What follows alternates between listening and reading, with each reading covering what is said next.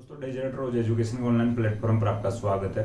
देखिए, अपन राजस्थान को जो लोक देवता का जो टॉपिक है वो पढ़ रहे हैं, जो लोक देवताओं वाली सीरीज पढ़ रहे हैं। उसमें अपन सबसे पहले बात किए थे कि राजस्थान में एक कहावत चलती है लोक देवताओं या पीरों के बारे में। जो 5 पीर हैं उनके बारे में कहावत चलती है, पाबू हड़बू रामदे मांग लिया मेहा, पांचों पीर पधार जो गोगा जी जेहा। इनमें से अपन पाबूजी राठौड़ और रामदेव जी तंवर के बारे में पढ़ चुके हैं। पाबूजी राठौड़ और रामदेव जी तंवर के बारे में अगर रिवीजन की बात आती है तो अपन इस प्रकार से बात किए थे कि पाबूजी राठौड़ की बात करते हैं। कोलूमंड जोधपुर में जन्म होता है। धांधल जी इनके पिता का नाम था। कमला दे इनके माता जी का नाम था। इनकी पत्नी का नाम सुप्यारदे फूलम दे था, जो कि पाकिस्तान के अमरकोट रियासत के सूरजमल सोडा की पुत्री या राजकुमारी थी। इसके बाद में बात किए थे इनके 2 सहयोगी भाई थे जो भील समुदाय के थे, चांदा और डामा। इनकी यानी घोड़ी का नाम था केसर काल में। मुख्य रूप से जो केसर काल में घोड़ी देवल नामक चारणी महिला की थी। इनके लिए ऐसा कहा जाता है कि ये जो विवाह के दौरान अपने स्वयं के विवाह के दौरान या बीच में फेरों को छोड़कर 3 फेरे लेकर आ गए थे और देवल चारणी की गायों को बचाते हुए अपने जो बहन हुई जिंदराव खींची, जो कि जायल नागौर का राजा था, उसके खिलाफ अपने बड़े भाई बूढ़ो जी के साथ लड़ते हुए मारे जाते हैं या शहीद हो जाते हैं। इनके लिए ऐसा कहा जाता है कि इनको लक्ष्मण का अवतार माना जाता है, ऊंट रक्षक देवता के रूप में माना जाता है। रेबारी राय का ये देवासी समाज अपना प्रमुख देवता मानते हैं इनको। और ये जो गुजरात के 7 थोरी भाइयों की सहायता आना भागेला के खिलाफ करते हैं। प्लेग रक्षक देवता के रूप में भी पूजा जाता है। इनके जो फड़ का वाचन जो करते हैं भील जाति के भोपे रावण हत्ता वाद्य यंत्र के साथ करते हैं। इनके जो पवाड़े गाए जाते हैं, जो वीर गाथा गाई जाती है, इनकी जो माट वाद्य यंत्र के साथ गाई जाती है। इनकी जो संदर्भ में जो पुस्तकें लिखी गई है उनमें से जो इम्पोर्टेंट जो पुस्तकें हैं, जो आशिया मोड़ जी के द्वारा लिखी गई एक पुस्तक है इम्पोर्टेंट, पाबू प्रकाश। और एक जो अलग और पुस्तक है जो यानी पाबूजीरा दूहा जो बीठू मेवा की यानी पाबूजीरा छंद जो बीठू मेवा के द्वारा लिखी गई पुस्तक है। देखिए, इसके बाद में अपन बात करते हैं रामदेव जी तंवर की। तो रामदेव जी तंवर के बारे में इस प्रकार से अपन बात किए थे कि इनका जो जन्म उंडू काश्मीर नामक स्थान पर बाड़मेर में हुआ था। इनका जो जन्म हुआ था यानी जो मेला लगता है भाद्रपद शुक्ल द्वितीया से एकादशी तक चलता है, ठीक है। इसके बाद में अपन थोड़ी बात किए थे कि जो अजमाल जी इनके पिताजी का नाम था और जो मेणा दे इनके माता जी का नाम था और नेतल दे इनकी पत्नी का नाम था, जो कि यानी पाकिस्तान की अमरकोट रियासत के दिलेर सिंह सोडा की राजकुमारी थे। इसके बाद में अपन बात किए थे इनके गुरु का नाम बालीनाथ जी था, जिनका मंदिर यानी गुरु बालीनाथ जी का मंदिर जोधपुर में मसूरिया पहाड़ी पर स्थित है। इसके बाद में अपन बात किए थे कि जो रामदेव जी तंवर का जो मुख्य मंदिर है रोणेचा रामदेवरा में स्थित है, जो कि जैसलमेर में स्थित है। इसके बाद में अपन बात किए थे इनके जो घोड़े को लीलो कहते हैं और जो झंडे को नेजा कहते हैं, और इनके भक्तों मेघवाल भक्तों को रिकिया कहा जाता है और इनके जागरण को जमो कहा जाता है। इसके बाद में अपन बात किए थे इनकी जो आराधना में गाए जाने वाले भजनों को ब्यावला कहा जाता है और जो बात किए थे इनको पीरों का पीर भी कहा जाता है। रामदेव जी ने एकादशी को जीवित समाधि ली थी, यानी भाद्रपद शुक्ल एकादशी को जीवित समाधि ली थी। इनकी जो बहन थी, जो धर्म की बहन थे डालीबाई मेघवाल, उन्होंने भाद्रपद शुक्ल दशमी को यानी एक दिन पहले समाधि ली थी। इन्होंने जो समाज में छुआछूत मिटाने और हिंदू मुस्लिम एकता स्थापित करने का भी बढ़ चढ़कर काम किया था इस क्षेत्र में भी। इसके बाद में अपन मंदिरों की भी बात किए थे। तो इनका जो मुख्य मंदिर रामदेवरा जैसलमेर में है। इनका जो एक अन्य मंदिर है पोखरण जैसलमेर में है। छोटा रामदेवरा गुजरात में है और हल्दीना गांव अलवर में भी इनका जो एक मुख्य मंदिर है। देखिए, मुख्य मंदिर की बात आती है तो रामदेवरा जैसलमेर में है। हालांकि इनके साथ में अपन और मंदिर पढ़ते हैं तो इन मंदिरों को भी यानी जो मंदिरों यानी मुख्य मंदिर कह सकते हैं, लेकिन जो इनका मुख्य स्थान है जहां पर बड़ा मेला लगता है, बड़ी तादाद में जनसंख्या यानी जो भीड़ जाती है, यात्री जाते हैं, वो मंदिर है रामदेवरा जैसलमेर, ठीक है। तो ये आपको समझ में आ गई होगी। और जो एक फैक्ट जो था कि परचा बावड़ी यानी रामदेवरा में स्थित है और जो इन्होंने कामड़िया पंथ की स्थापना की थी। कामड़िया पंथ की जो महिलाएं इनके मेले के दौरान 13धारी नृत्य करती हैं। हम ये जो कुछ इनका रिवीजन था, जो फैक्ट थे, जो पिछली क्लास में अपन बात किए थे। आज अपन बात करते हैं आगे जो और देवता बचे हुए हैं उनकी बात करते हैं। हालांकि जो अपन देखिए जो 5 पीर है इनको तो अपन कंप्लीट कर लेंगे आज और कोशिश करेंगे आगे भी पढ़ने की। तो सबसे पहले बात करते हैं गोगा जी की।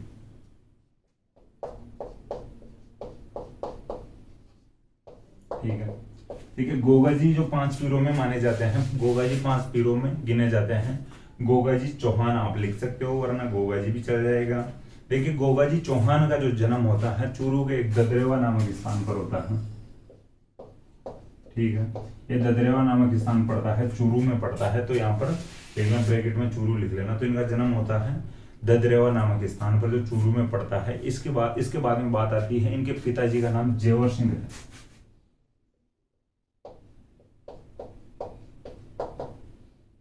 जेवर सिंह इनके पिताजी का नाम है, और इनके माताजी का नाम है बाछल देव, और इनकी पत्नी का जो नाम, यानी जो देखिए इनकी माताजी का नाम ध्यान रख लेना, बाछल देव।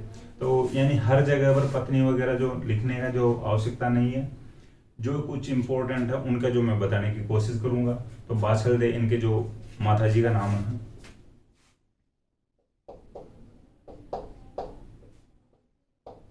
ठीक है, देखिए आगे अपन बात करते हैं, गोगा जी महमूद गजनवी के खिलाफ युद्ध करते हैं। ठीक है, इनके बारे में अपने को उल्लेख मिलता है कि गोगा जी महमूद गजनवी के खिलाफ युद्ध लड़ते हैं, या युद्ध करते हैं, या लड़ाई ही लड़ते हैं। तो आप लिख लेना कि जो किस लोक देवता के बारे में ऐसा कहा जाता है कि उन्होंने महमूद गजनवी से युद्ध किया था। तो गोगा जी के बारे में ऐसा कहा जाता है, ऐसा उल्लेख अपने को मिलता है। तो आप नोट डाल के लिख लेना, गोगा जी ने महमूद गजनवी के खिलाफ युद्ध किया था। अब बात बताता हूँ महमूद गजनवी। महमूद गजनवी तुर्क आक्रमणकारी था। महमूद गजनवी के लिए ऐसा कहा जाता है, ऐसा पढ़ने को अपने को मिलता है कि भारत पर 17 बार आक्रमण करता है, जिनमें से जो इंपॉर्टेंट मैं बताने की कोशिश करूँ, जो अपने को याद रखना चाहिए।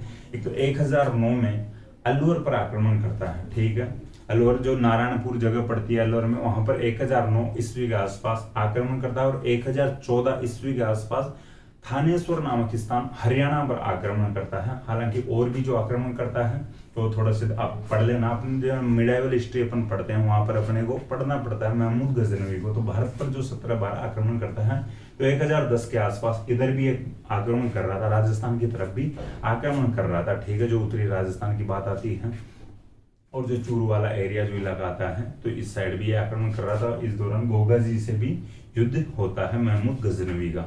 तो ये बात आपको समझ में आ गई होगी। देखिए, इसके बाद में बात बताऊं मैं आपको, महमूद गजनवी ने गोगा जी को जाहिर पीर कहा था। ठीक है, जाहिर पीर।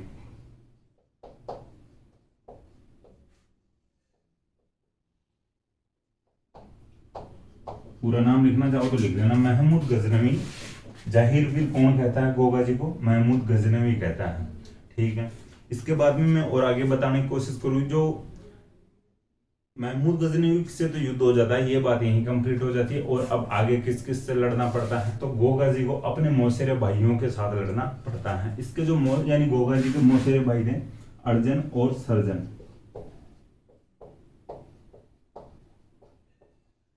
अर्जन और सर्जन ब्रैकेट में मौसेरे भाई लिख लेना। गोगा जी अपने मौसेरे भाइयों अर्जन और सर्जन से लड़ते हुए शहीद हो जाते हैं। ठीक है, तो ये ध्यान रखना। देखिए, ये जो लड़ते क्यों हैं अपने मौसेरे भाइयों अर्जन और सर्जन से, क्यों शहीद हो जाते भाई, इनसे क्यों भाई आवश्यकता क्यों पड़ी लड़ने की, तो जो गायों की रक्षा करते हुए, ठीक है, गायों की रक्षा के लिए अपने मौसेरे भाइयों अर्जन और सर्जन के खिलाफ लड़ते हुए मारे जाते हैं। तो एक नोट डाल के आपको लिखना है, गोगा जी गायों की रक्षा करते हुए अपने मौसेरे भाइयों अर्जन और सर्जन के खिलाफ लड़ते हुए शहीद हो जाते हैं या मारे जाते हैं। ये आपको समझ में आ गया होगा। देखिए, इसके बाद में आगे और अपन बात करते हैं, इनके जो मुख्य मंदिरों की बात आती है, तो मुख्य मंदिर अलग अलग जगह पर है। देखिए, जो 3 अपन मंदिर पढ़ेंगे जो एग्जाम की दृष्टि से इंपॉर्टेंट होते हैं, उनको अपन मुख्य मंदिर मानते हैं। हालांकि जो सबसे मुख्य मंदिर होता है वो एक माना जाता है, लेकिन अपन एग्जाम की दृष्टि से जो भी यहाँ पर फैक्ट अपने को देखने को मिलते हैं, जो अपन बात कर रहे हैं, वो मुख्य होंगे भाई। जो एग्जाम में आ सकते हैं वो मुख्य ही हो सकते हैं। हालांकि जो छोटे छोटे मंदिर होते हैं, जगह जगह पर मंदिर होते हैं हर भगवान के, हर देवता के। ठीक है, तो जहाँ पर ज्यादा बड़ी संख्या में जो मेला लगता है, बड़ी संख्या में यात्री पहुंचते हैं, उनको अपन मुख्य मंदिर मान सकते हैं। तो देखिए, 3 मंदिर पढ़ेंगे गोगा जी का, एक तो शीर्ष मेड़ी पढ़ेंगे, एक धूर मेड़ी पढ़ेंगे, एक गोगा जी की ओल्डी पढ़ेंगे।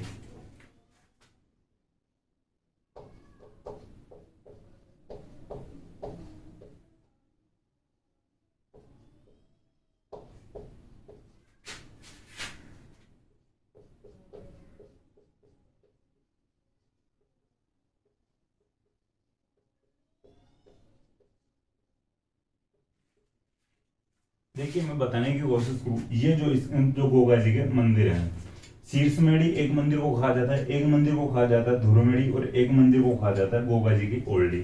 अब ये क्या है क्या नहीं है, कैसे इनका नाम पड़ता है, शीर्षमेड़ी क्या है, धुर क्या है, ठीक है। देखिए शीर्षमेड़ी की मैं बात बताऊं, जब ये अपने जो मोसेरो भाइयों अर्जुन और सर्जन के खिलाफ लड़ रहे थे, जो गायों की रक्षा करते हुए, तो युद्ध होता है, भयंकर युद्ध होता है। ये भी भाई जो शक्तिशाली थे इसी प्रकार से लड़ते हैं, जो गोगा जी फिर शहीद हो जाते हैं, मारे जाते हैं, ठीक है। तो जब गोगा जी लड़ रहे थे, युद्ध कर रहे थे, और जब मारे जाते हैं, शहीद हो जाते हैं, तो ऐसा कहा जाता है कि जो इनका सिर कटा था, ठीक है, सिर और धड़ अलग अलग हो गया था, सिर से ऊपर वाला जो यानी सिर अलग हो गया था और बाकी का धड़ अलग हो गया था। तो सिर तो गिरता है यहाँ पर, ठीक है, और जो बाकी का जो धड़ था जो यहां पर गिरता है, ठीक है।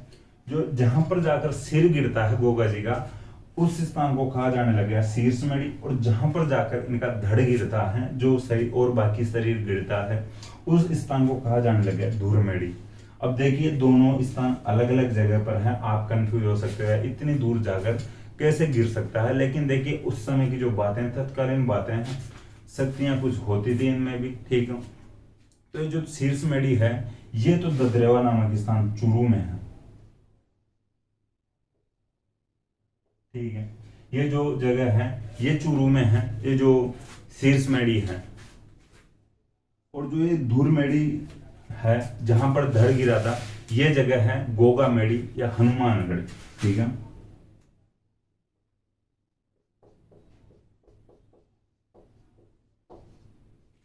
इसके ब्रैकेट में लिख लेना ददरेवा, और इसके ब्रैकेट में आप लिख लेना हनुमानगढ़। तो गोगामेड़ी नामक स्थान तो हनुमानगढ़ में है, और जो ददरेवा नामक स्थान है चूरू में है।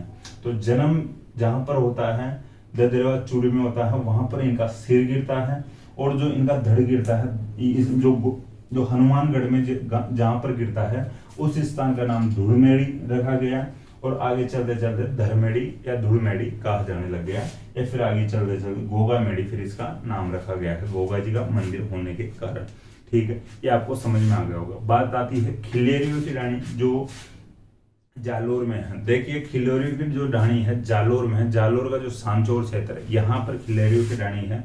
अब आपको सांचौर अलग संदर्भ में याद रह सकता है, सांचौर क्यों प्रसिद्ध है, सब लोगों को लगभग स्टूडेंट लोगों को तो पता है, स्टूडेंट्स को तो पता है वे सांचौर क्यों प्रसिद्ध है फिलहाल। तो ये ध्यान रखना, ये जो जालोर में स्थित है, जालोर ना के ऑप्शन में ये जो सांचौर भी आ सकता है, और सांचौर ना के खिलेरियों की ढाणी भी आ सकता है, ठीक है। यहाँ पे लिख देता हूं,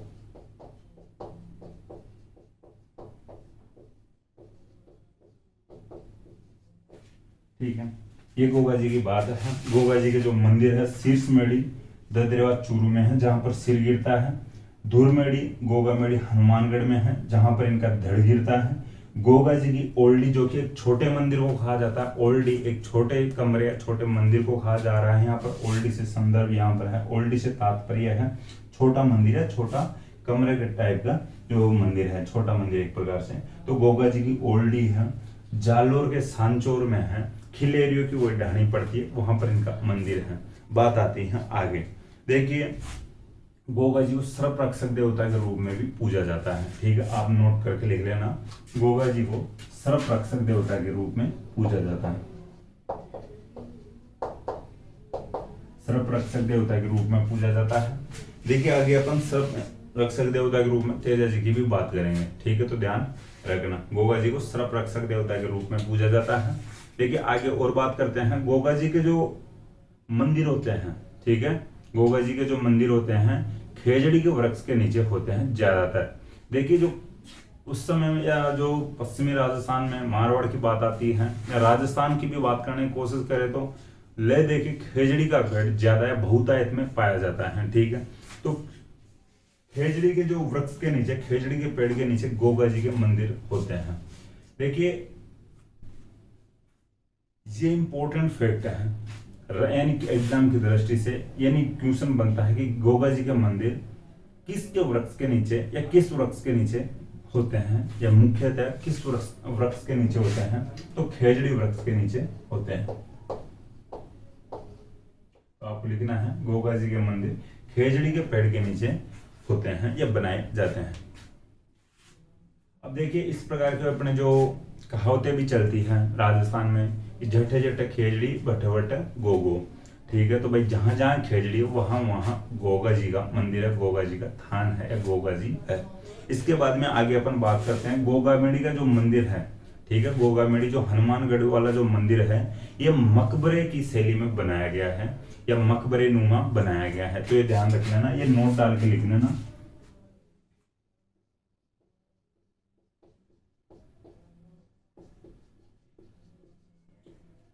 आपको नोट डाल के लिखना है गोगामेड़ी मंदिर या गोगा जी का गोगामेड़ी का मंदिर मकबरा नुमा या मकबरा शैली में बनाया गया है या जो मकबरा शैली में निर्मित किया गया है। इस जो मंदिर पर या गोगामेड़ी वाला जो मंदिर है इस पर बिस्मिल्लाह लिखा हुआ है।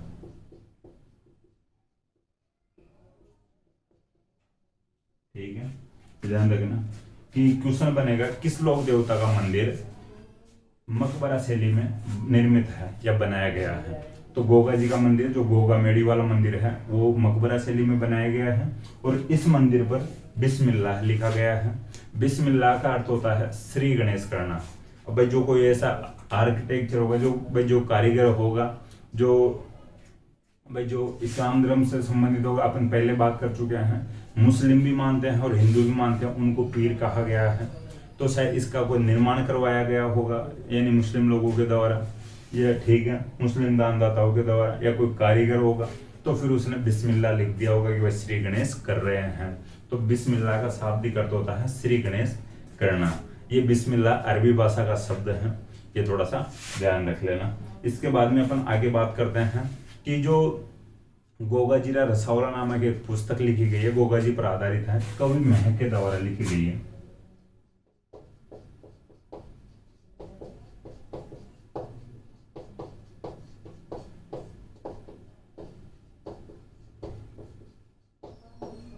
ठीक है, गोगा जी के ऊपर आधारित एक पुस्तक लिखी गई है, गोगाजीरा रसावला, कवि महक के द्वारा लिखी गई है।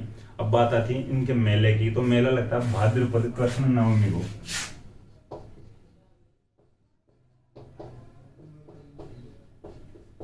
देखिए अब आपको समझ में आ गया होगा, इसलिए अपन जो मेले और त्योहार पढ़े थे वो पहले पढ़े थे। जो लोक देवता लोक संत भी आगे पढ़ेंगे। इनसे पहले जो अपन जो टॉपिक अपने लिए पढ़ना इंपॉर्टेंट था, जो मेले और जो त्योहार वाला जो टॉपिक पढ़ना इंपॉर्टेंट था, पहले मैं मेले और जो त्योहार वगैरह जो पढ़ा दिया हूँ।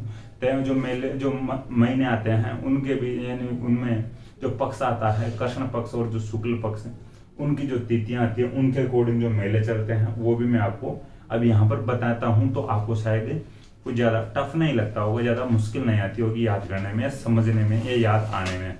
तो अपन पहले बात कर चुके हैं। तो जो मेलों की जो तिथियां हैं इस प्रकार से हैं। तो आप भी थोड़ा ध्यान रखें, पिछली जो बातों को रिवीजन कर लिया करो बार बार में, यानी बार बार रिवीजन करोगे तो थोड़ा सा ठीक रहेगा, सहूलियत रहेगी, आपको सूटेबल रहेगा। तो भाद्रपद कृष्ण नवमी को गोगा जी का मेला लगता है। तो ये बातें कंप्लीट हो चुकी हैं। ठीक है, देखिए गोगा जी का जन्म स्थान है ददरेवा नामक स्थान है चूरू में। पिताजी का नाम जेवर सिंह है, बादशाह दे माता जी का नाम है जाहिर पीर गजनवी ने कहा था, महमूद गजनवी ने, जो कि 1000 या 1010 के आसपास भारत पर आक्रमण करता है। गजनवी लगभग 17 बार आक्रमण करता है। अपन पहले बात कर चुके हैं 1000। ठीक है, ये गजनवी के बारे में। अलवर में जो आक्रमण करता है, थानेश्वर हरियाणा पर आक्रमण करता है गजनवी। अर्जुन और सर्जन जो कि गोगा जी के मौसेरे भाई थे, तो गोगा जी अपने मौसेरे भाइयों अर्जुन और सर्जन के खिलाफ गायों की रक्षा करते हुए शहीद हो जाते हैं।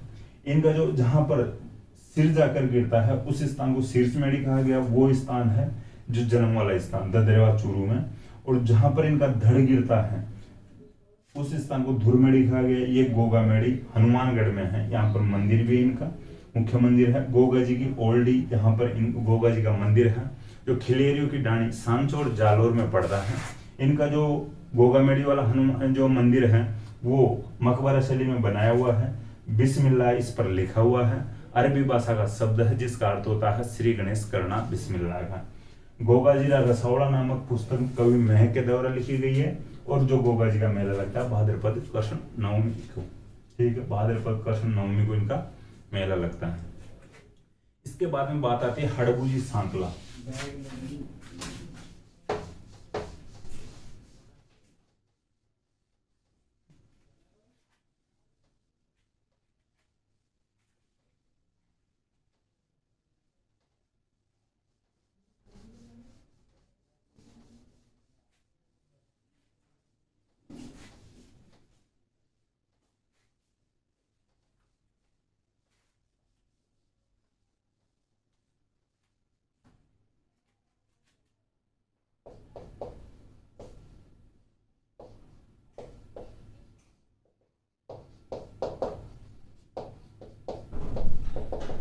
ठीक है, हड़बूजी सांकला की बात आती है।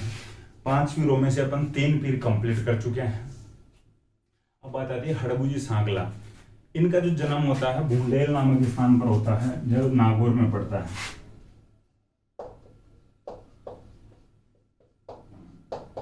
ठीक है, इनका जन्म होता है नागौर के भूंडेल नामक स्थान पर। इसके बाद में बात आती है, ये रामदेव जी के मौसेरे भाई थे। ठीक है, आप लिख लेना, हड़बूजी सांकला जो थे रामदेव जी के मौसेरे भाई थे। ठीक है, रामदेव जी के मौसेरे भाई, जो मौसी रामदेव जी की जो माता जी थी हड़बूजी की मौसी लगती थी, तो ध्यान रख लेना, थोड़ा समझने के लिए ठीक रहेगा।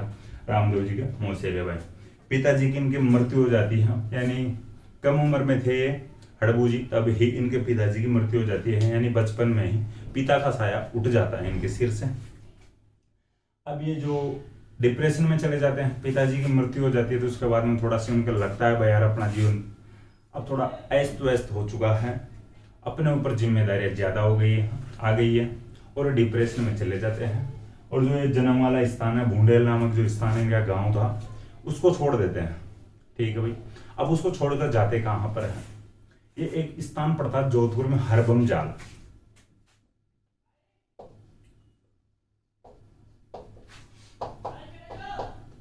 हरबम जाल नामक स्थान ये जोधपुर में पड़ता है। तो हरबम जाल नामक स्थान पर जाकर रहने लग जाते हैं, और चुपचाप एक जगह पर अपना जीवन व्यतीत करते हैं, ये जीवन निकालने की कोशिश करते हैं, टाइम पास करते रहते हैं बैठे बैठे। रामदेव जी इनके मौसेरे भाई थे, इनको लगा यार मौसी का लड़का है, इस प्रकार से वो घर छोड़कर चले गया, हरबम जाल नामक स्थान पर जाकर रहने लग गया है, उसको कुछ ना कुछ तो सहायता अपनी तरफ से करनी चाहिए, कुछ ना कुछ उसको किसी न किसी प्रकार से मोटिवेट किया जाना चाहिए।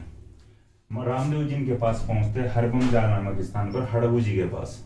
हड़बू जी को कहते हैं यार हड़बू, एक बात बता, एक्सपायर तो अभी मौसा जी तो हुए हैं, पिताजी तो हुए हैं तेरे, तो तेरा जीवन तो कम से कम सही जीने की कोशिश कर, सही व्यतीत करने की कोशिश कर, कुछ ऐसा कर कि तू ठीक ठाक पटरी पर आ जाए, ठीक ठाक पटरी पर पहुंच जाए, सही काम कर, तपस्या उपस्या कर, आगे और भी कुछ, यानी जो समाज सेवा इस प्रकार के जो कुछ काम होते हैं, समाज का कुछ उत्थान करने की कोशिश कर, हो सके जितना एक्टिव रहने की कोशिश कर। तो रामदेव जी इनको यानी मोटिवेट करते हैं, भाई समाज का उत्थान के लिए कुछ कर ले, तो कम से कम समाज की धारणा में तो आ, तू इस प्रकार से गांव छोड़ दिया, गांव छोड़कर यहाँ पर आके बैठ गया, ऐसे बैठने से काम थोड़ी ना चलेगा। हड़बू कहता है, हड़बू जी कहते हैं रामदेव जी हो यार ब्रो, कुछ तू बता, चल तू कहेगा वैसे कर लूंगा। अब दोनों बातचीत करके रामदेव जी कहते हैं कि यार जो मैं नोट्स पढ़ा था तू वो नोट्स पढ़ने की कोशिश करे, अच्छे नोट्स है, एग्जाम में बार बार क्वेश्चन आते हैं, एग्जाम क्रैक हो सकती है तेरे से, वो जो मेरे नोट्स हैं, तू शायद ठीक रहेगा मेरी कोचिंग ही ज्वाइन कर ले। नोट्स पढ़ना और कोचिंग ज्वाइन करना थोड़ा सा बेटर फील होगा तेरे को कोचिंग ज्वाइन करने से। तो रामदेव जी जहां से कोचिंग करते हैं वहीं पर हड़बू जी को कोचिंग ज्वाइन करवा देते हैं। अब रामदेव जी की कोचिंग कौन सी थी आपको कमेंट बॉक्स में ऐड करना चाहिए, बालीनाथ जी।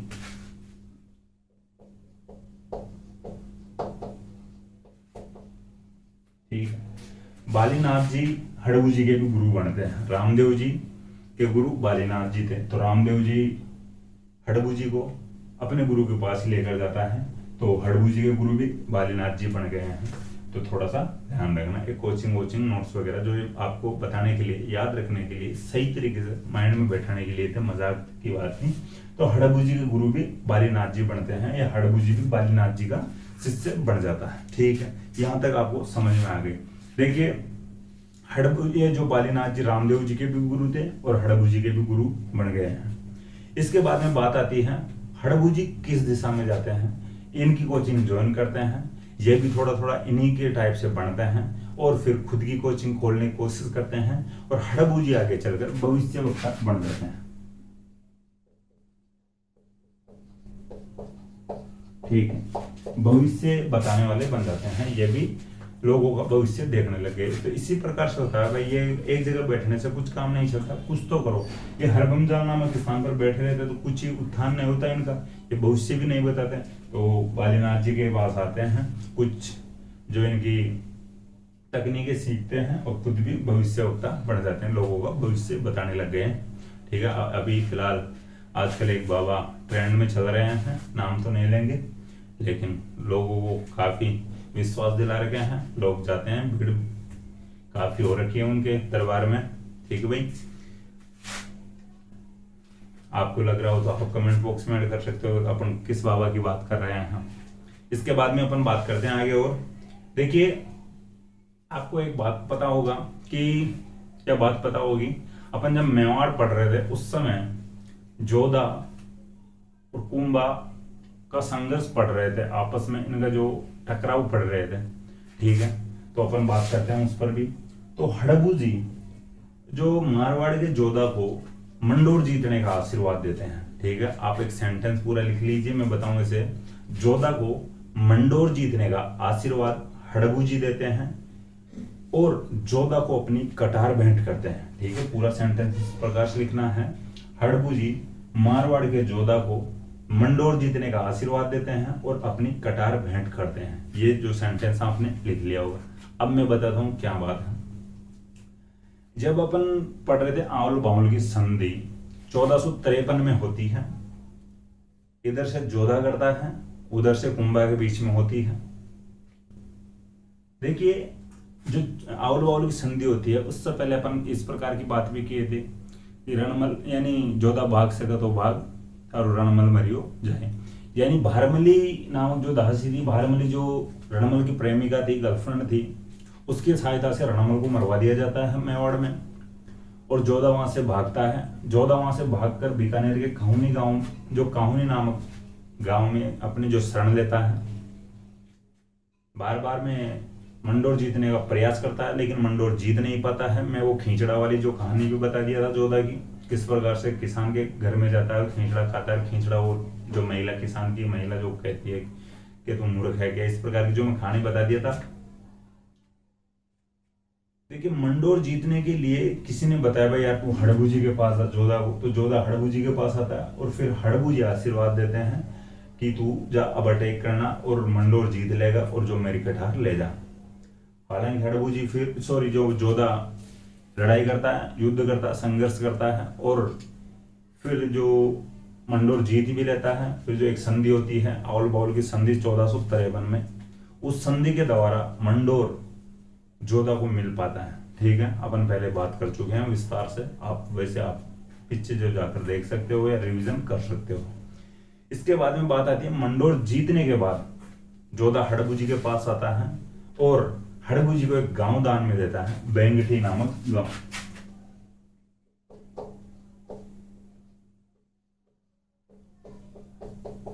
ठीक है, मंडोर जीतने के बाद जोधा वापस हड़बू जी के पास आता है और हड़बू जी को बेंगटी नामक गांव दान देता है। और बेंगटी नामक गांव जो दान देता है तो हड़बू जी यहाँ पर रहते हैं, अपनी जो गायों को यहाँ पर रखते हैं। हड़बू जी गायों की जो पूजा वगैरह किया करते थे, भाई गायों की रक्षा किया करते थे। जैसे कोई अपंग गाय हो गई है, जैसे ज्यादा उम्र की गाय हो गई है, तो वहां पर जो गाय रहती थी उनको चारा वारा लाकर खिलाते रहते थे। आसपास में गांव से मांग लाते थे, मांग कर लाने के लिए भाई गाड़ी, इनके पास एक बैलगाड़ी हुआ करती थी। अब बैलगाड़ी हुआ करती थी तो फिर लोगों की आस्था हड़बू जी के प्रति बढ़ी। अब लोग हड़बू जी के साथ साथ इनकी बैलगाड़ी को पूजने लग गए हैं। ठीक है, अब देखिए आप कहीं ये सोचने लगो कि बैल आज भी है क्या, बैल तो मर गया है, लेकिन जो भी वो बैलगाड़ी के साथ वो जो पीछे लड्डा गाड़ी होती है अपन बोलते हैं जो स्थानीय क्षेत्र में, उस जो वो लकड़ी की वो बच गई है फर्नीचर जो वाली, जो भी उस बैलगाड़ी की पूजा की जाती है वर्तमान। आपको ये थोड़ा सा ध्यान रखना, सीधी सी बात है, सीधा फैक्ट याद रखना है कि बेंगटी गांव में हड़बू जी की बैलगाड़ी की पूजा की जाती है। ठीक है, यहाँ पर गायों की रक्षा उक्षा करते रहते थे हड़बू जी, और जो अपन गायों की सेवा करते रहते हैं, गांव से चारा मांग कर ले आते थे डोनेशन के रूप में। ठीक है, अब बात आती है आगे। देखिए आगे चल, यानी एक जो नोट लिख लेना भाई, यहाँ पर जो बेंगटी गांव जो स्थान है, बेंगटी नामक जो गांव है, यहाँ पर हड़बू जी की बैलगाड़ी की पूजा की जाती है। ठीक है, इसके बाद में आगे बात आती है अब महाराजा जो राजाओं के टाइम की बात और आगे करते हैं, वह राजाओं ने हड़बू जी के लिए क्या करवाया। अब देखिए जो जोधपुर के जो राजा है अजीत सिंह अपन विस्तार से पढ़ चुके हैं पहले, तो अजीत सिंह ने यहाँ पर मंदिर का निर्माण करवा दिया। ठीक है, आप लिख लेना।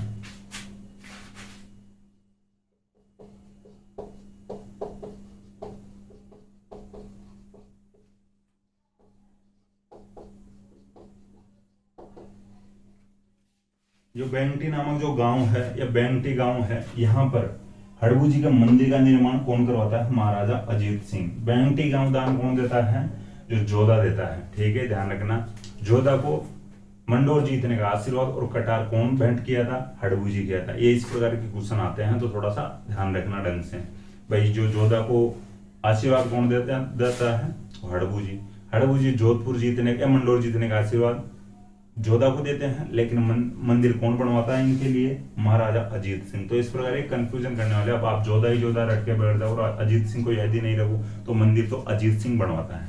इसके बाद में आगे और बात करते हैं कि इनकी जो सवारी कौन सी होती है। जो अपन जो देवी देवताओं की बात करते हैं, सवारी माता जी की शेर होती है, गणेश जी की चूहा अपन बात कर लिए हैं, शीतला माता की खैर अपन बात कर लिए गधा होता है। तो इनकी भी सवारी की बात करती है, तो इनकी जो सवारी होती है सियार।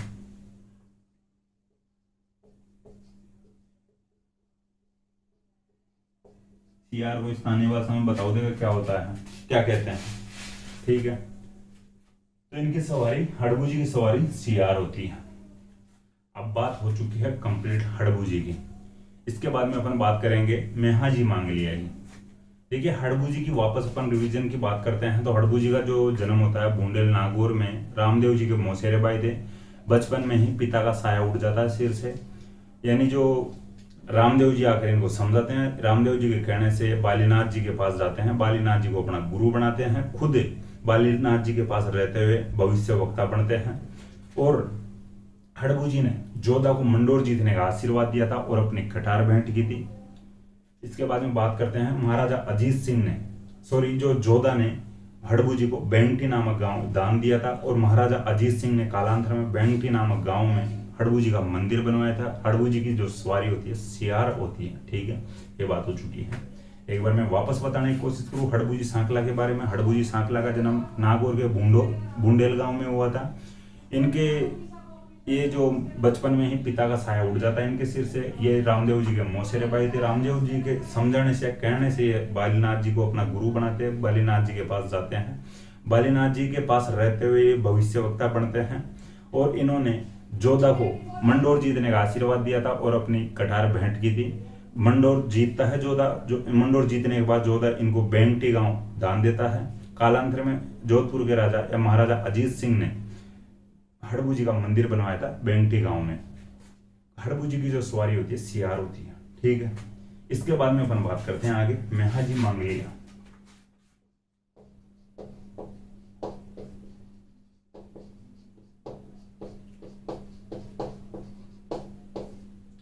ज्यादा फैक्ट नहीं है, मेहाजी मांगलिया के लिखने की कोशिश करना, समझने की कोशिश करना। मंदिर इनका बापिनी गांव जोधपुर में है। बापिनी गांव जोधपुर में है। ठीक है, मेहाजी मांगलिया का मंदिर बापिनी गांव जोधपुर में है। इसके बाद में बात आती है इनका मेला लगता है कृष्ण जन्माष्टमी को।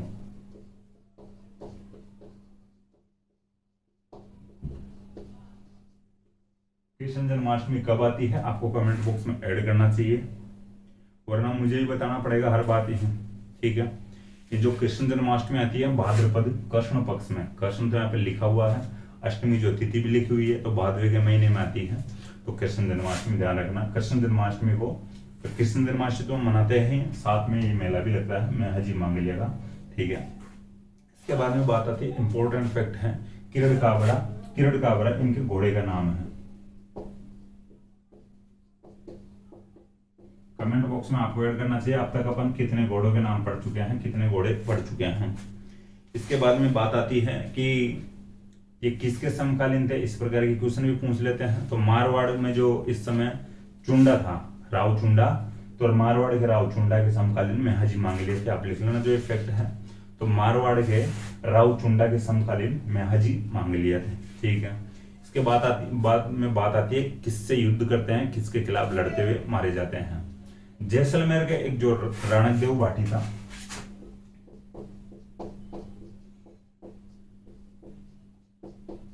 ये जैसलमेर का था राणकदेव भाटी, तो जैसलमेर के राणकदेव भाटी के खिलाफ लड़ते हुए मारे जाते हैं, शहीद हो जाते हैं, ठीक है। जैसलमेर के राणकदेव भाटी के खिलाफ लड़ते हुए मारे जाते हैं या शहीद हो गए थे। अब बात और आती है कि एक अजीब सा फैक्ट है, समझने की कोशिश करना, ठीक है। जो इनके भोफे होते हैं, जो इनके पुजारी होते हैं, उनके वंशवर्धी नहीं होती है, ठीक है।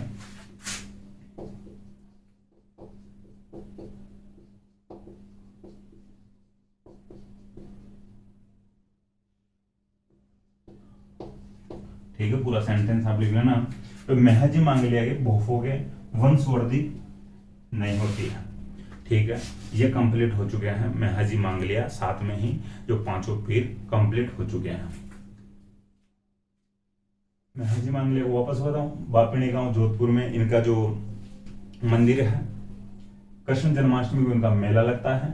किरण काबरा इनके घोड़े का नाम है। राणकदेव भाटी जो जैसलमेर के थे, इनके खिलाफ लड़ते हुए शहीद हो जाते हैं। इनके भोपों के, इनके पुजारियों की वंशवर्धी नहीं होती है, ऐसा माना जाता है, ठीक। ये हो गई हड़बूजी सांकला की। एक बार मैं और बता देता हूँ, हड़बूजी सांकला का जन्म बुंडेल नागौर में होता है। रामदेव जी के मौसेरे भाई थे, बचपन में ही इनके सिर से पिता का साया उठ जाता है। जोधपुर के हरबमजाल नामक स्थान पर जाकर रहने लग जाते हैं। रामदेव जी के समझाने से बालीनाथ जी के पास शिक्षा लेने के लिए जाते हैं, यानी कि बालीनाथ जी हड़बूजी सांकला के गुरु थे। बालीनाथ जी के पास रहते हुए भविष्य वक्ता बनते हैं। जोधा को मंडोर जीतने का आशीर्वाद देते हैं और अपनी कटार भेंट करते हैं। जोधा मंडोर जीतने के बाद इनके पास आता है, इनको बेंगटी नामक गांव दान में देता है। कालांतर में अजीत सिंह जो जोधपुर के महाराजा थे, उन्होंने बेंगटी गांव में हड़बूजी का मंदिर बनाया था। यहाँ पर हड़बूजी की बैलगाड़ी की पूजा की जाती है। हड़बूजी सांकला के जो हड़बूजी की जो सवारी होती है, सिहार होती है, ठीक है। ये थोड़ा सा ये रिवीजन था। इसके बाद में बात आती है महजी मांगलिया की। महजी मांगलिया का जो मंदिर बापिणी गांव जोधपुर में है। इनका जो मेला लगता है कृष्ण जन्माष्टमी को, यानी भाद्र के महीने की जन्माष्टमी आती है, या भाद्रपद कृष्ण जन्माष्टमी को आता है या लगता है। कृष्ण जन्माष्टमी आपको ध्यान रखना है। इसके बाद में बात आती है इनका जो घोड़े का नाम किरण काबरा है, और ये जैसलमेर के जो राणकदेव भाटी के खिलाफ लड़ते हुए मारे जाते हैं। और जो इनके लिए ऐसा कहा जाता है कि इनके भोपों की या पुजारियों की वंशवर्धी नहीं होती है, ठीक है। महजी मांगलिया की और बताऊं वापस एक बार में, महजी मांगलिया का जो मंदिर है बापिणी गांव जोधपुर में है। महजी मांगलिया का जो मेला लगता है कृष्ण जन्माष्टमी को लगता है। कृष्ण जन्माष्टमी भाद्र के महीने में आती है, कृष्ण पक्ष में, ठीक है। इसके बाद में बात आती है घोड़ा का नाम, इनके महजी मांगलिया का घोड़े का नाम किरण काबरा है। जो महजी मांगलिया है जैसलमेर के राणकदेव भाटी के खिलाफ लड़ते हुए शहीद हो जाते हैं, और ऐसा कहा जाता है इनके लिए कि इनके भोपे या पुजारियों की वंशवर्धी नहीं होती। इसके बाद में बात आती है तेजा जी की करते हैं। अब आगे जो पीर जो थे ये तो हो गए कंप्लीट, पांचों पीरों की बात कर चुके हैं अपन।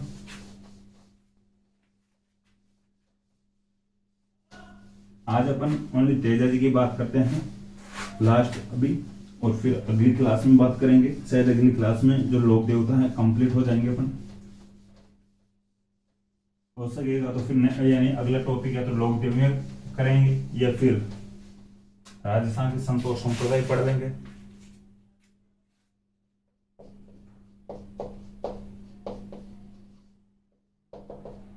ठीक है, तेजा जी की बात करते हैं। तेजा जी के भी इंपॉर्टेंट फैक्ट है एग्जाम की दृष्टि से, तो उनको समझने की बात कोशिश करते हैं।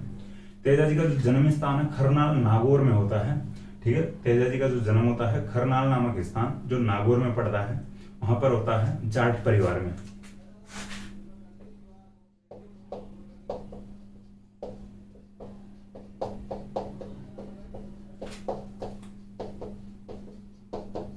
ठीक है, लिखने की कोशिश करना, जो सभी फैक्ट लिखना, जाट परिवार भी लिखना है। तेजा जी का जन्म किस परिवार में होता है, तो एक क्वेश्चन बन जाता है, तो जाट परिवार में होता है। तेजा जी का जन्म नागौर के खरनाल में होता है, जाट परिवार में। इसके बाद में बात आती है ताहड़ जी, इनके माता जी यानी पिताजी का नाम था, और जो राम कुंवरी इनकी पत्नी का, सॉरी माता जी का नाम था।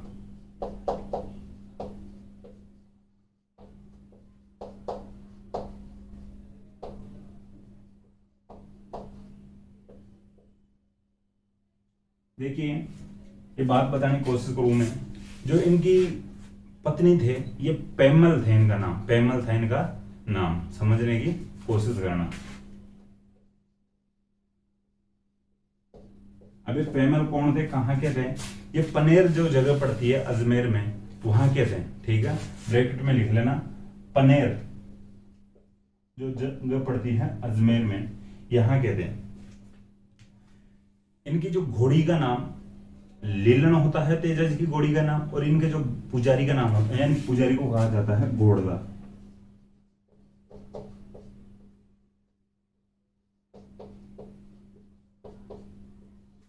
ठीक है, घोड़ी का नाम लीलन होता है तेजा जी की घोड़ी का, और इनके जो पुजारी को घोड़ला कहा जाता है।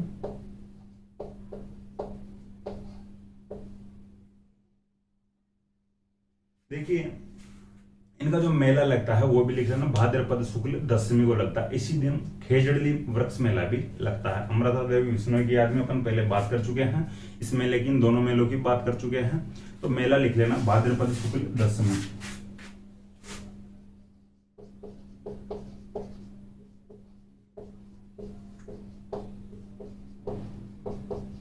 ब्रैकेट में आप यहीं पर भी लिख सकते हो कि जो खेजड़ली वृक्ष मेला भी लगता है।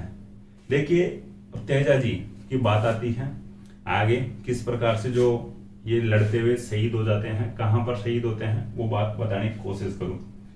देखिए, तेजा जी की शादी हो चुकी थी इधर पनेर में, पनेर की पैमल से शादी हो चुकी थी। पैमल देवी लगा लेना भाई यहां पर।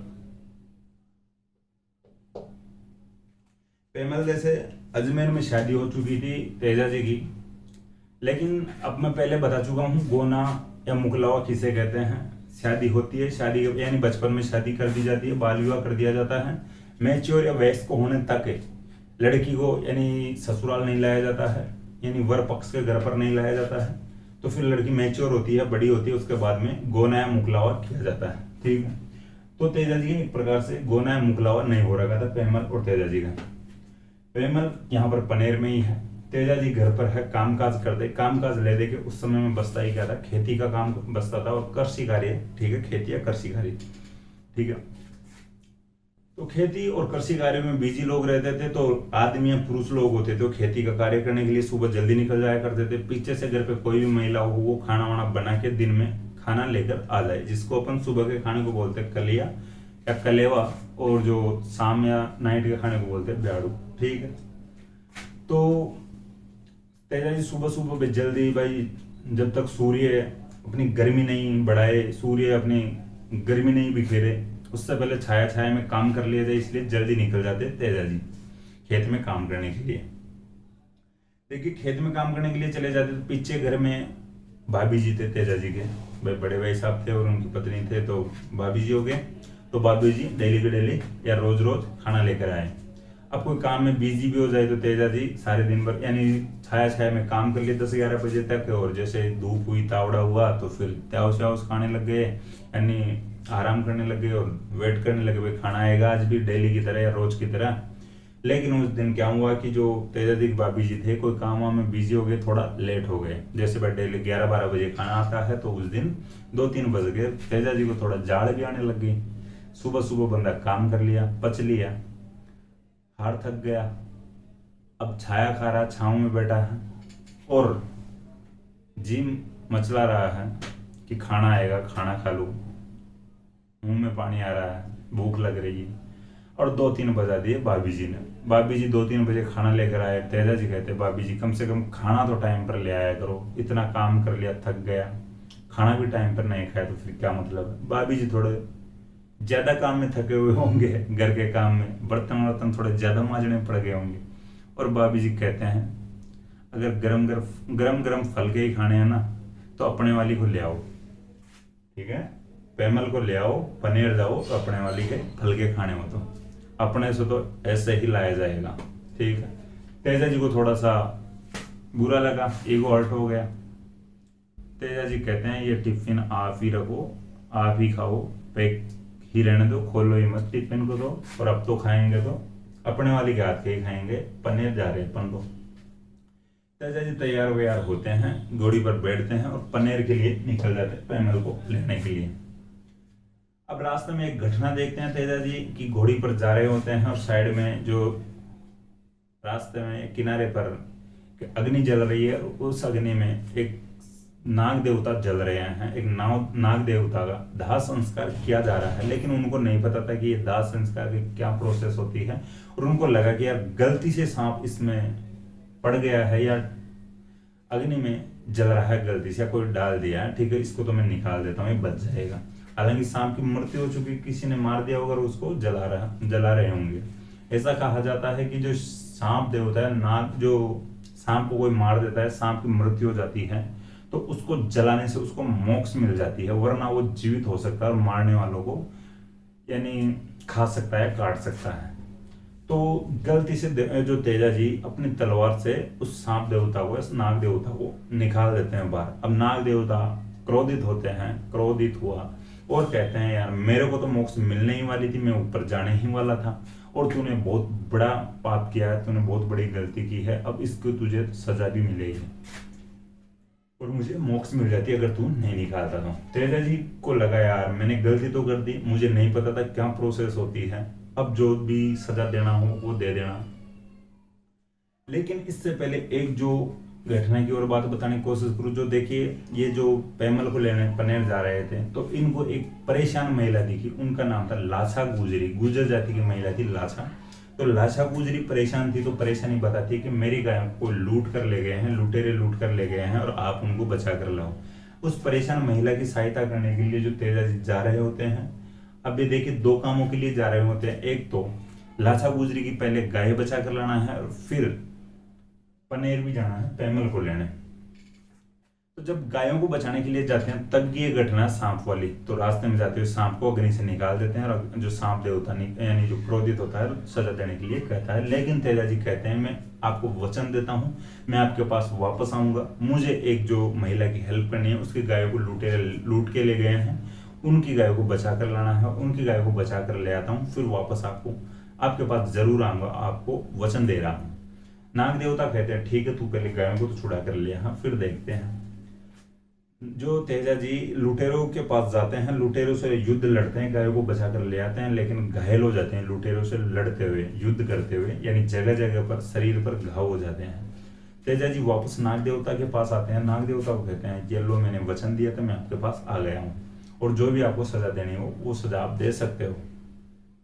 नाग देवता कहते हैं यार मुझे सजा तो मैं क्या ही दे सकता हूँ, सजा में एक ही काम है मेरा, तो मैं तो काट सकता हूँ और तेरे शरीर पे मैं कहीं पे काट लूंगा, लेकिन काटू कहाँ पर, तेरे तो जगह जगह घाव हो रखे, जगह जगह खून आ रखा है, ब्लड आ रखा है, जगह जगह तू कट रखा है। अब तेजा जी कहते हैं भाई मेरे जो बॉडी पर और तो कोई ऐसी जगह नहीं है बिल्कुल साफ सुथरी, तो एक जगह मेरी जो बॉडी पर है कि मेरी जीभ बिल्कुल साफ है, सही है, बची हुई है, यहाँ पर तू काट सकता है भैया, यहाँ पर आप काट सकते हो। तो नाग देवता तेजा जी के जीभ पर डंक मारता है, जो जीभ पर काटता है। तो आज भी आप देखते होंगे तेजा जी के जो फोटो सर्च करके देख लेना, तेजा जी के ज्यादातर फोटो में आपको मिल जाएगा फोटो कि जो नाग देवता है सांप है तेजा जी की जीभ पर काट रहा है, डंक मार रहा है, दंश मार रहा है, ठीक है। तो ये जो कहानी थी, तो यहाँ पर जो तेजा जी शहीद हो जाते हैं सांप के काटने से, और तेजा जी ये भी कहता है कि भाई जो मैं तो सांप के काटने से मर रहा हूँ, लेकिन आज के बाद में या मैं किसी को सांप के काटने से नहीं मरने दूंगा। तो ये तेजा जी लाछा गुजरी की गायों को बचाते हुए घायल हो जाते हैं। सुरसुरा नामक गांव जो अजमेर में पड़ता है, यहाँ पर सांप के काटने से मृत्यु हो जाती है। तो आपको इस प्रकार से सेंटेंस लिखना है। तेजा जी लाछाना में गुर्जर महिला की गायों को बचाते हुए घायल हो जाते हैं। आगे लिखना तथा सुरसुरा गांव, जो ब्रैकेट में अजमेर लिख लेना, सुरसुरा गांव में सांप के काटने से तेजा जी की मृत्यु हो जाती है। ठीक है, देखिए अब लिखना है वापस, तेजा जी को सर्वरक्षक देवता के रूप में पूजा जाता है।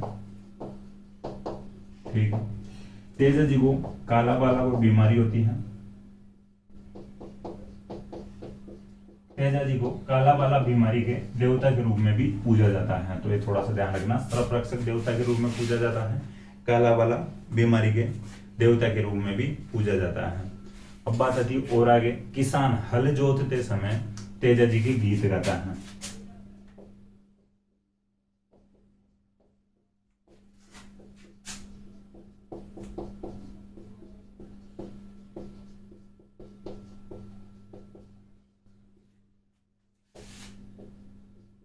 ठीक है, किसान हल जोतते समय तेजा जी के गीत गाता है। क्वेश्चन बनेगा किसान हल जोतते समय किस लोक देवता के गीत गाता है?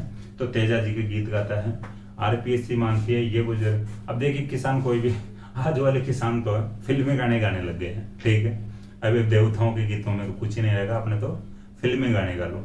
लेकिन आरपीएससी भी मानती है, लोग भी मानते हैं कि किसान अपने जो खेतों को जोतता है उस समय तेजा जी के गीत गाता है। भाई जाहिर सी बात है कि किसान यही प्रार्थना करेगा कि हे तेजा जी महाराज, ये जो नाग देवता के दर्शन ही नहीं हो, इससे बचा के रखना। तो आपको लिखना है तेजा जी के गीत किसान हल जोतते समय गाता है। इसके बाद में बात आती है, तेजा जी पर डाक टिकट जारी कर दिया गया है। ठीक है, तेजा जी पर डाक टिकट जारी किया जा चुका है।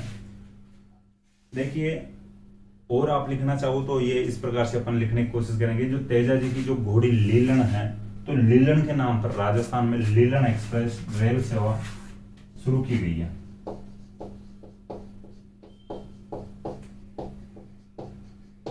ठीक है, तेजा जी की जो घोड़ी के नाम पर राजस्थान में लीलन एक्सप्रेस जो रेल सेवा शुरू की गई है, जयपुर से जैसलमेर तक ये चलती है। इसके जो नंबर भी बताने को 12408 जो इसके नंबर है गाड़ी के। ठीक है, जयपुर से जैसलमेर तक चलती है। ठीक है, तेजा जी की जो घोड़ी है लीलन, इन्हीं के नाम पर जो रेलगाड़ी का नाम रखा गया है। 12408 में कभी बैठकर जयपुर से जैसलमेर जाकर देखना। ठीक है भाई, नंबर बदल सकते हैं, नंबर चेंज हो सकते हैं, लेकिन शायद मुझे लगता है जहां तक 12408 बोल दिया शायद में, 12468 जो रेल के या ट्रेन के नंबर है।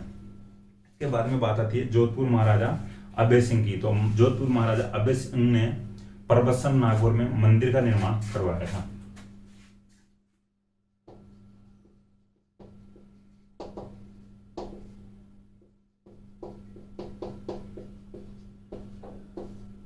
परबत्सर नागौर में पड़ता है। ठीक है, जोधपुर यानी आपको सेंटेंस लिखना है कि जोधपुर महाराजा अभय सिंह ने परबत्सर ब्रैकेट में नागौर में तेजा जी के मुख्य मंदिर का निर्माण करवाया था। परबत्सर जो नागौर में अपन आज मुख्य मंदिर पढ़ते हैं, लेकिन इससे पहले जो मुख्य मंदिर था सुरसुरा गांव में था। ठीक है, क्योंकि सुरसुरा गांव में अभी मैं बताया था कि मृत्यु हुई थी इनकी। सुरसुरा गांव अजमेर में पड़ता है, तो जहां पर मृत्यु होती है वहां पर पहले इनका मुख्य मंदिर था। लेकिन जो जोधपुर के जो महाराजा अभय सिंह परबत्सर में जो मंदिर बनवा देते हैं, अब महाराजा के द्वारा मंदिर बनाया गया होगा तो थोड़ा सा भव्य मंदिर बनाया गया होगा, और लोग फिर जो बड़े मंदिर में जाने लग गए होंगे, तो इसको मुख्य मंदिर माना जाता है वर्तमान में परबत्सर नागौर में। पहले सुरसुरा वाला जो मंदिर हुआ करता था। देखिए अब बात आती है और जो मंदिर है, तो आप लिख लेना कि जो इनका मुख्य मंदिर है परबत्सर नागौर में है। अन्य मंदिरों की बात आती है तो ये एक मंदिर है सुरसुरा अजमेर में है, एक मंदिर लिख लेना सेंदरिया,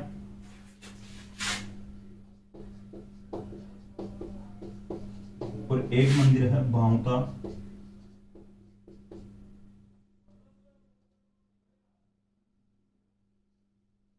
एक मंदिर है बांसी दुगारी। ठीक है, देखिए जो सुरसुरा सेंदरिया और भावता वाले जो मंदिर हैं, एक जो मंदिर और लिख लेना भाई पनेर। पनेर में अपन पहले बात कर चुके, ससुराल था। ठीक है, तो सेंदरिया, पनेर, भावता और ये जो सुरसरा वाले मंदिर है, ये चारों मंदिर अजमेर में है। ठीक है, सेंदरिया, पनेर, और जो सुरसुरा और भावता वाले मंदिर है अजमेर में है चारों मंदिर। एक ये बांसी दुगारी वाला इंपॉर्टेंट है, आपको दिखना नहीं होगा शायद, ये बांसी और दुगारी ये दोनों अलग अलग गांव है। ठीक है, लेकिन पास में लगते हुए गांव तो दोनों को एक साथ बोला जाता है। तो बांसी दुगारी जो बूंदी में है, ठीक है, तो यहाँ पर भी इनका एक मंदिर है। जगह जगह पर तेजा जी के मंदिर हो सकते हैं, हमारे पास में भी मंदिर है, लेकिन अपने को किताबी भाषा जो एग्जाम की दृष्टि से अगर पढ़ना पड़ता है तो इन मंदिरों का नाम पढ़ना पड़ता है। सुरसुरा, सेंदरिया, बाउंतार, पनेर अजमेर में है चारों मंदिर। बांसी दुगारी जो यहाँ पे लिखा हुआ है ये बूंदी में मंदिर है। ये देखिए बांसी और दुगारी दोनों अलग अलग गांव है, पास में लगते हुए गांव है। और एक ये मुख्य मंदिर है परबतसर नागौर में। तो ये बात हो चुकी है तेजा जी की। तेजा जी के बारे में वापस बताऊं मैं रिवीजन के तौर पे, खरनाल नागौर में जाट परिवार में जन्म होता है। ताहड़ जी इनके पिताजी का नाम था, राम कुंवर इनकी माता जी का नाम था, पेमल दे इनकी पत्नी का नाम था, जो कि अजमेर के पनेर के थे। लीलन इनकी घोड़ी का नाम था, और घोड़ला इनके पुजारी को कहा जाता है। इनका मेला लगता है भाद्रपद शुक्ल दशमी को लगता है। तेजा जी यानी लाछा गुजरी की गायों को बचाते हुए घायल हो जाते हैं, और सुरसुरा नामक गांव में जो अजमेर में पड़ता है वहां पर सांप के काटने से इनकी मृत्यु हो जाती है। कालाबाला बीमारी का देवता कहा जाता है इनको, सर्प रक्षक देवता भी कहा जाता है। यानी किसान जो हल जोतते समय तेजा जी के गीत गाता है। इसके बाद में अपन बात किए थे जो राजस्थान में एक इनकी जो घोड़ी लीलन के नाम पर लीलन एक्सप्रेस ट्रेन सेवा है, जो रेल सेवा भी शुरू की गई है। और इसके बाद में अपन बात करते हैं कि जो जोधपुर के महाराजा अभय सिंह ने परबतसर नागौर में इनके मुख्य मंदिर का निर्माण करवाया था। इनके जो अन्य मंदिर हैं सुरसुरा, भावता, पनेर में जो ये अजमेर में है, चारों मंदिर है। सेंदरिया, भावता, पनेर और सुरसुरा ये चारों मंदिर है अजमेर में है। और एक मंदिर है इनका बांसी दुगारी बूंदी में। ठीक है, तो ये इनका रिवीजन है। तो एग्जाम की दृष्टि से इंपॉर्टेंट होता है ये जो तेजा जी जो लोक देवता के रूप में। इसके बाद में बात करते हैं और थोड़ी सी, देखिए 2 फैक्ट और लिखना चाहो तो लिख लेना। जो खरनाल जो तेजा जी की जो बहन बूंगरी माता का मंदिर है, बूंगरी माता, ये भी थोड़ा सा ध्यान में रखिए। खरनाल में तेजा जी की बहन बूंगरी माता का मंदिर है। और जो 2 पुस्तकें बताने की कोशिश करूं भाई, जो एक तो झुंझार तेजा लेखक लज्जाराम मेहता की पुस्तक है, और एक है तेजाजीरा ब्यावड़ा, ये बंशीधर शर्मा की पुस्तक है। ठीक है, देखिए झुंझार तेजा ये पुस्तक है लज्जाराम मेहता की, और एक पुस्तक है तेजाजीरा ब्यावड़ा जो है बंशीधर शर्मा की पुस्तक। तो इंपॉर्टेंट जो पुस्तक है एग्जाम की दृष्टि से, तो ये भी लिख लेना, नोट कर लेना। ये कंप्लीट हो चुके हैं भाई तेजा जी।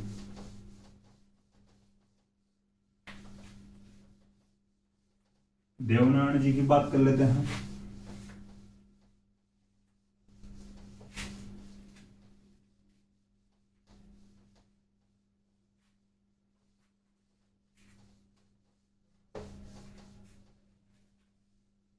लेकिन देवनारायण जी तो फिलहाल थोड़ी चर्चा में रहे थे पिछले दिनों में, मोदी जी आकर गए थे।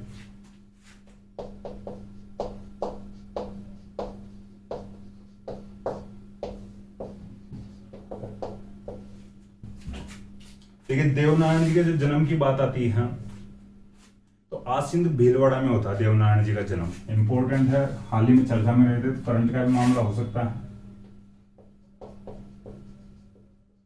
आसिंद जो जगह पड़ती है भीलवाड़ा में पड़ती है, तो यहाँ पर इनका जन्म होता है। तो ब्रैकेट में लिख लेना, आसिंद भीलवाड़ा में जन्म होता है। ठीक है, देखिए बगड़ावत गुर्जर परिवार में इनका जन्म होता है।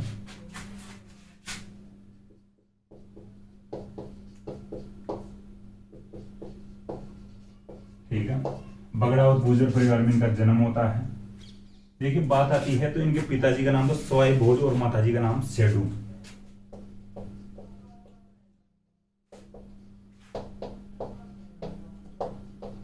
ठीक है, पिताजी का नाम सवाई भोज और माताजी का नाम सेडू था। सवाई भोज के लिए ऐसा कहा जाता है, इनके पिताजी के लिए ऐसा कहा जाता है कि 24 भाई थे। ठीक है, 24 बगड़ावतों की जो कहानी एक पुस्तक में मिलती है, वो पुस्तक लिखी हुई है लक्ष्मी कुमारी चुंडावत की पुस्तक लिखी हुई है।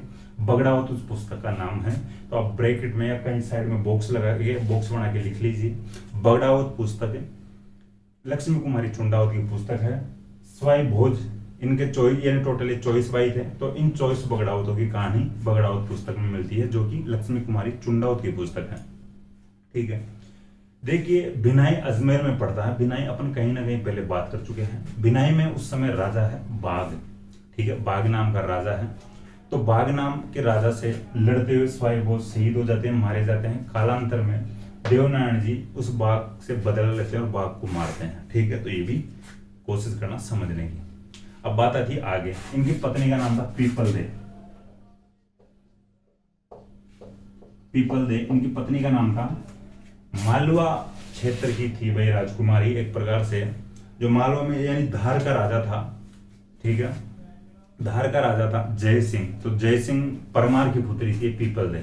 ठीक है, मालवा यानी धार के राजा जय सिंह परमार की पुत्री थी पीपल दे, तो देवनारायण जी की पत्नी थे।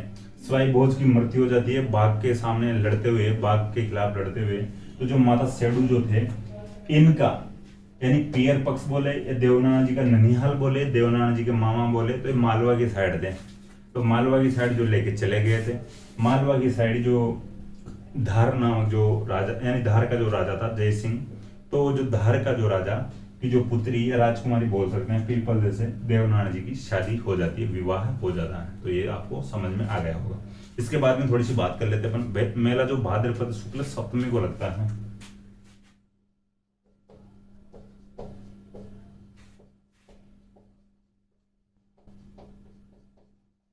ठीक है, मेला इनका लगता है भाद्रपद शुक्ल दशमी को। इनकी जयंती की बात आती है तो 28 जनवरी की बात आती है। ठीक है, ये लिखने की ज्यादा आवश्यकता नहीं है, लेकिन करंट का मामला थोड़ा सा ध्यान रख लेना भाई, करंट का क्वेश्चन बन सकता है। नरेंद्र मोदी जी आए थे, भारतीय प्रधानमंत्री जो वर्तमान में हम वो आते हैं, तो फिर थोड़ा सा मामला हैवी हो जाता है, क्वेश्चन बनना जरूरी हो जाता है। ठीक है भाई, तो 28 जनवरी को इनकी जयंती मनाई गई थी। देखिए इस बार वाली जो 28 जनवरी को इनकी जयंती मनाई गई थी, 1111वीं जयंती। ठीक है, 1111वीं जयंती।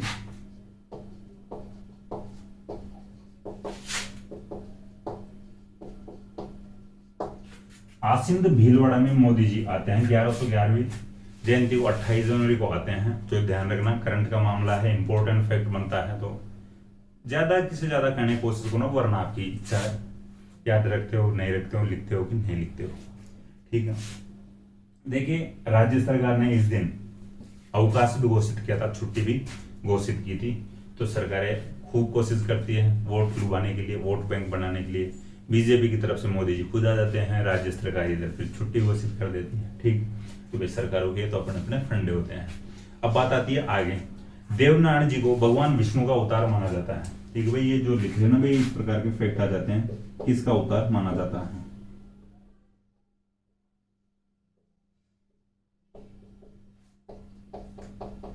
देवनारायण जी के लिए ऐसा कहा जाता है, इनके मंदिर में नीम के पत्ते चढ़ाए जाते हैं।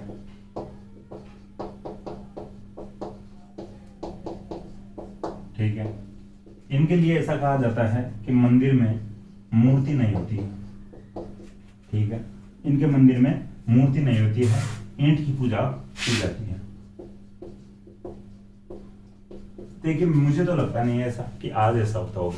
मुझे तो जहां तक ऐसा लगता है कि इनके मंदिर में मूर्ति होती है, देवनारायण जी की मूर्ति होती है। ठीक है, तो ध्यान रख लेना, कहीं आप मंदिर में जाओ तो देख लेना, अगर आपको ईंट दिखती है तो अच्छी बात है, मूर्ति दिखती है तो भी अच्छी बात है। ऐसा कहा जाता है, एग्जाम में पूछा जाता है, किस लोक देवता के मंदिर में ईंट की पूजा होती है? देवनारायण जी की। किस लोक देवता के मंदिर में मूर्ति नहीं होती है? तो देवनारायण जी की। ठीक है, किस लोक देवता के मंदिर में नीम के पत्ते चढ़ाए जाते हैं? तो देवनारायण जी के चढ़ाए जाते हैं। देखिए जो इनको नीम के पत्ते चढ़ाए जाते हैं, तो नीम का कहीं ना कहीं औषधि से संबंध आ ही जाता है, तो इनको औषधि का देवता भी कहा जाता है।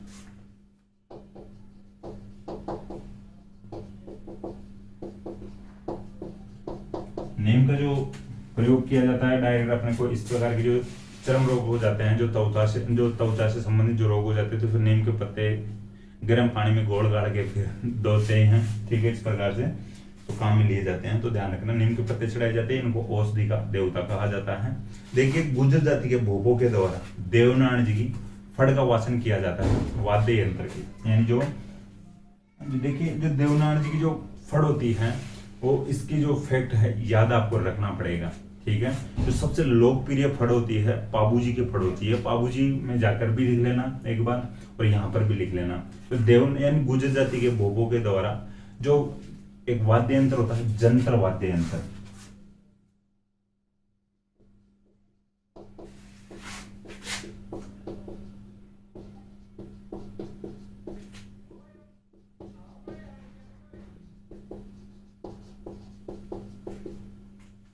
ठीक है। गुज यानी जो देवनारायण जी की जो फड़ का वाचन किया जाता है जंत्र वाद्य यंत्र के साथ गुर्जर जाति के भोपों के द्वारा किया जाता है फड़ का वाचन। ठीक है, तो देखिए आपको ये भी लिखना, देवनारायण जी की फड़ जो सबसे लंबी फड़ होती है। ठीक है,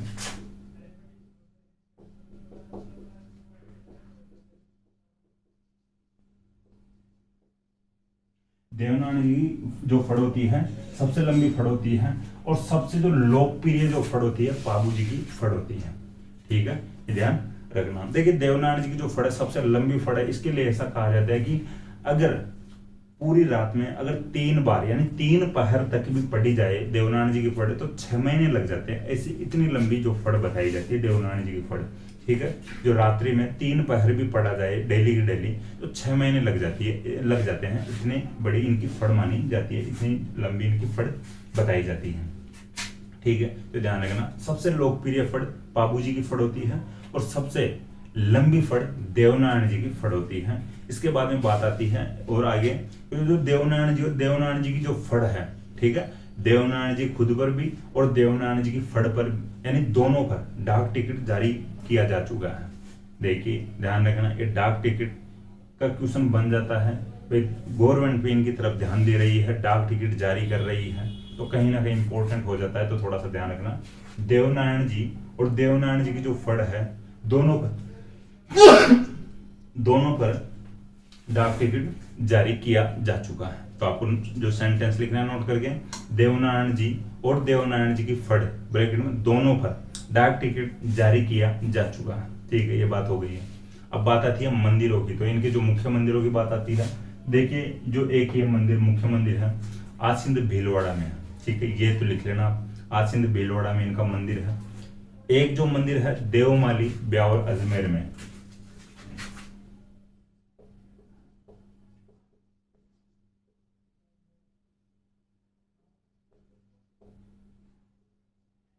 देखिए एक मंदिर आसिंद भीलवाड़ा में हो गया, दूसरा मंदिर हो गया देवमाली ब्यावर। आप लिखना चाहो तो ब्रैकेट में अजमेर भी लिख लेना, लेकिन ब्यावर जो लोग समझते हैं वो अजमेर भी समझते हैं। मुझे नहीं लगता ऐसा कोई कंफ्यूजन होगा, ब्यावर समझते नहीं भाई कहाँ पर पड़ता है। ठीक, इसके बाद में बात आती है और मंदिर देवधाम जोधपुर या टोंक में पड़ता है।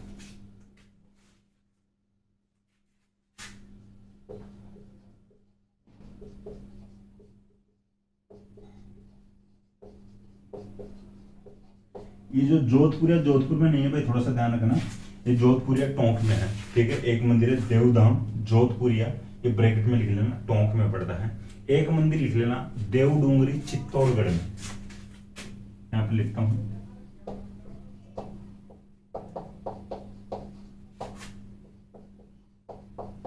देवडूंगरी जो चित्तौड़गढ़ में है। ठीक है, तो 4 मंदिरों की बात बता दिया। आसिंद भीलवाड़ा में जो मुख्य मंदिर है, देवमाली ब्यावर अजमेर में है, तीसरा मंदिर है देवधाम जोधपुर या टोंक में है, चौथा मंदिर है देवडूंगरी चित्तौड़ में है। ये देवडूंगरी जो मंदिर है इसका थोड़ा सा और लिखना चाहो तो लिख लेना ब्रैकेट में, जो राणा सांगा के द्वारा निर्मित है भाई, ये मंदिर राणा सांगा के द्वारा निर्माण करवाया गया था। राणा सांगा इनमें आस्था रखते थे जो देवनारायण जी में, तो इनके द्वारा मंदिर बनवाया गया है देवडूंगरी चित्तौड़गढ़ में। तो ये बात हो चुकी है कंप्लीट। अब नेक्स्ट क्लास में अपन मिलते हैं, नेक्स्ट क्लास में शायद लोक देवताएं कंप्लीट हो जाएंगे। एक बार देवनारायण जी की वापस अपन रिवीजन करने की बात करते हो। देवनारायण जी का जन्म आसिंद भीलवाड़ा में होता है। स्वाई भोज इनके पिताजी का नाम था, 24 भाई थे जो इनके पिताजी, इनकी माताजी का नाम सेडू था, इनकी पत्नी का नाम पीपल दे था, जो कि धार के राजा जय सिंह की पुत्री है, जय सिंह की राजकुमारी थी। इसके बाद में बात आती है मेला जो भाद्रपद शुक्ल सप्तमी को लगता है। 28 जनवरी को इनकी जो जयंती आती है, जो 28 जनवरी 2023 को इनकी 1111वीं जयंती थी। इस जयंती पर आसिंद भीलवाड़ा में नरेंद्र मोदी जी जो कि भारतीय प्रधानमंत्री है वो आए थे। राज्य सरकार के द्वारा अवकाश घोषित किया गया था। देवनारायण जी को भगवान विष्णु का अवतार माना जाता है। इनके मंदिर में नीम के पत्ते चढ़ाए जाते हैं। इनके मंदिर में ईंट की पूजा की जाती है, ना कि मूर्ति की। इनके ऐसा कहा जाता है कि इनके मंदिर में मूर्ति नहीं होती है। इनको औषधि का देवता भी कहा जाता है। इनकी जो फड़ का वाचन किया जाता है गुर्जर जाति के भोपों के द्वारा जंतर वाद्य यंत्र के साथ किया जाता है। इनकी फड़ सबसे लंबी फड़ होती है। इन पाबू जी की फड़ सबसे लोकप्रिय फड़ होती है। इसके बाद में अपन बात किए थे कि जो देवनारायण जी और देवनारायण जी की फड़ दोनों पर डाक टिकट जारी किया जा चुका है। इनके जो मुख्य मंदिर है तो आसिंद भीलवाड़ा में तो सबसे मुख्य मंदिर है, और जो मंदिर है देवमाली ब्यावर अजमेर में है, देवदाम जोधपुरिया टोंक में है, और एक मंदिर है देवडूंगरी चित्तौड़ में जिसका निर्माण राणा सांगा के द्वारा करवाया गया है। ये इनके बारे में जो मुख्य मुख्य तथ्य हैं एग्जाम की दृष्टि से, तो वो आप सब लोग याद रखना। Thank you.